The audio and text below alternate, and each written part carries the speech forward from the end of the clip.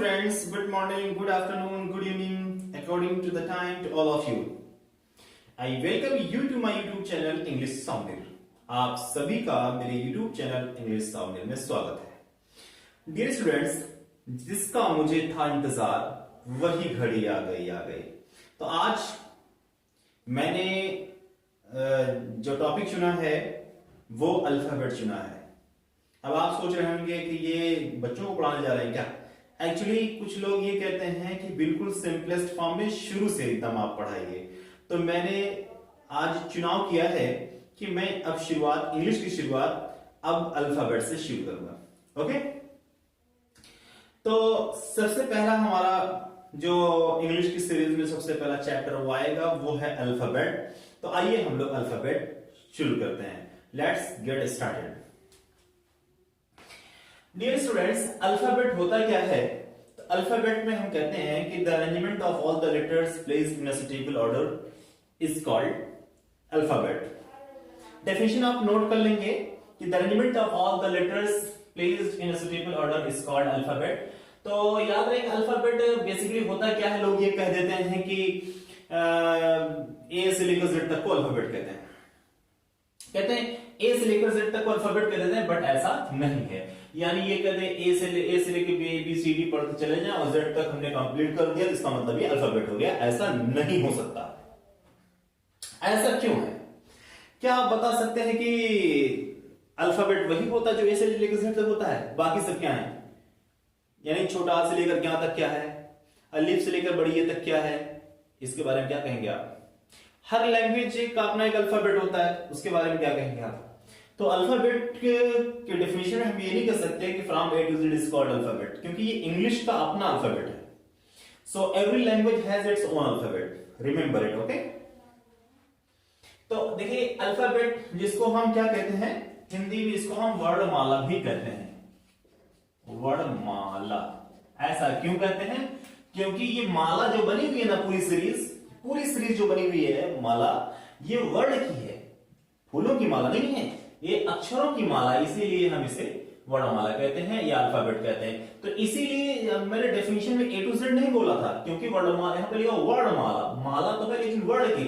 अब वर्ण मतलब अक्षर होता है। ये अक्षर ये नहीं सिर्फ अंग्रेजी का हो या हिंदी का हो या उर्दू का हो, किसी भी लैंग्वेज का अक्षर हो, उसकी माला को हम वर्णमाला कहते हैं। इसीलिए अल्फाबेट की डेफिनेशन में हम ये नहीं कह सकते from A to Z is called alphabet. उम्मीद करता हूं यार ये अल्फाबेट की डेफिनेशन आपको समझ में आ गई होगी। आइए चलिए आगे चलते हैं। अब देखिए प्रोनाउंसिएशन पे आपको ध्यान देना है। You need to pay your attention towards the correct pronunciation of each and every letter of the alphabet. So A B C D E F G H I J K L M N O P Q R S T U V W X Y Z. Okay. So dear students, there are 26 letters in all in English alphabet. इसको हम English alphabet कहते हैं। अब आती है बात आगे consonants and vowels की। तो इसमें जो टोटल vowels हैं वो है 5। A E I O and U, ये आपके 5 vowels हैं।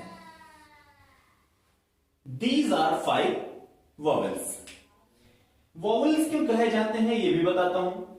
Actually, the use of vowel is to make the word by applying its vowel effect on the consonant. Consonant पर अपना वॉवेल का जो इफेक्ट लगा करके वर्ड की फ्रेमिंग की जाती है। यानी ये पहले शॉर्ट में without the use of vowel the word can not be form और मेड। तो डियर हम कह सकते हैं कि जो हमारे टोटल लेटर्स हैं इंग्लिश में वो है 26। अगर हम वॉवेल्स की बात करें तो हमारे हो जाएंगे कितने? 5। अगर हम कॉन्सोनेंट्स की बात करें तो कितने हो जाएंगे? 21। ये तो बेसिक कॉन्सेप्ट रहा अल्फाबेट का कि वॉवेल्स 5 होते हैं, कॉन्सोनेंट्स 21 होते हैं।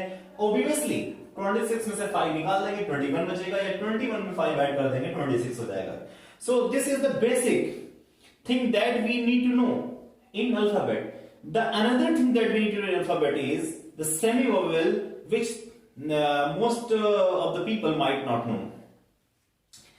अब दूसरा जो हमारा हमने बताया कि semi vowel, semi vowel, semi vowel होते हैं 2। वो कौन कौन से? Y एंड W, या W एंड Y, ये है सेमी वोवेल्स। इनको हम सेमी वोवेल्स क्यों कहते हैं? क्योंकि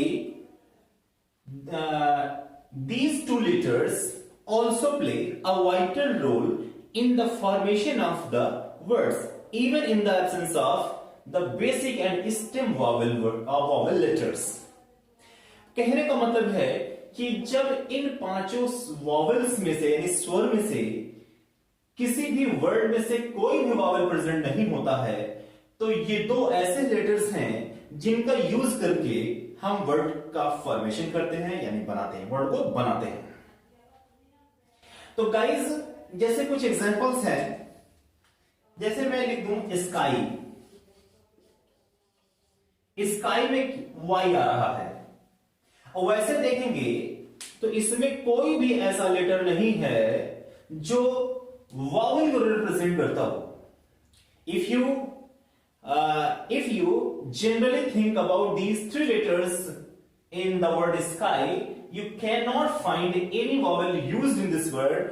Rather, you will find all the letters used in this word as consonant. S is consonant, K is also consonant, and Y is also consonant. But the difference is that अंतर क्या है यहां पर कि Y को हम यहां पर कॉन्सोनेंट नहीं मानेंगे बल्कि वॉवेल मानेंगे, वो भी सेमी वॉवेल। सेमी क्यों कहते हैं? क्योंकि ओरिजिनली ये कॉन्सोनेंट होता है, फंक्शन के ग्राउंड्स पर इसको क्या मान लिया जाता है? सेमी यानी आधा वॉवेल मान लिया जाता है। गाइस और एक बात और बता दें, पहचानने का तरीका, यानी कहां वाई यूज हो जाए तो उसे हम सेमी वॉवेल कहेंगे, और कहां वाई यूज हो जाए तो उसे हम कॉन्सोनेंट कहेंगे। The simple thing to know वो क्या है? जब वाई का मतलब या प्रोनाउंसिएशन हिंदी में ई या ई निकल जाए या आई निकल जाए, वाई का जब प्रोनाउंसिएशन है ई निकल जाए या आई निकल जाए, तब ये क्या कहलाता है? सेमी वॉवेल कहलाता है।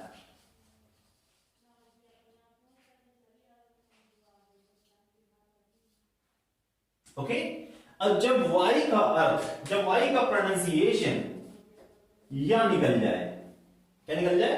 या निकल जाए, तब यहां पर क्या होता है? कॉन्सोनेंट होता है।